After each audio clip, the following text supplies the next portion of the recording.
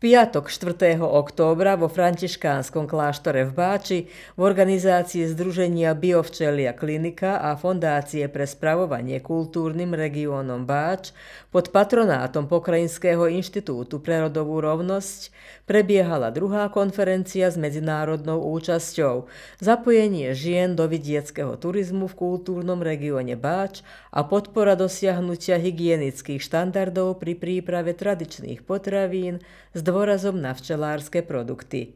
V práci konferencie sa zúčastnilo vyše 40 účastníkov, z čoho bolo viac ako 2/3 žien zo 7 dedín tohto regiónu.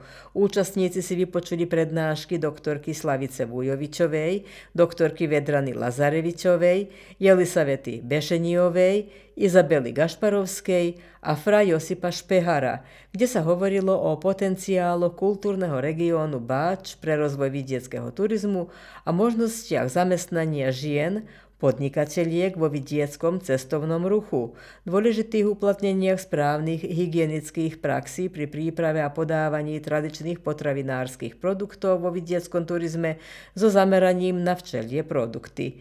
Ako príklad dobrej praxe bol predstavený etnodom Mály Bodrog v Bášskom monoštore a turistický poklad františkánskeho kláštora z 12. storočia v Báči.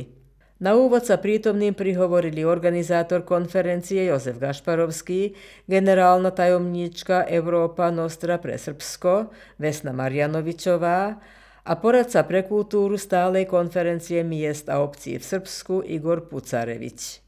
Záver všetkých prítomných je, že konferencia splnila svoju úlohu a že je potrebné i naďalej pokračovať s takýmto prístupom k ženám a iným ohrozeným kategóriám občanov a na ten spôsob im ukazovať na cesty využívania rezortov, ktoré majú k dispozícii iba tým, že žijú v priestore kultúrnej krajiny Báča.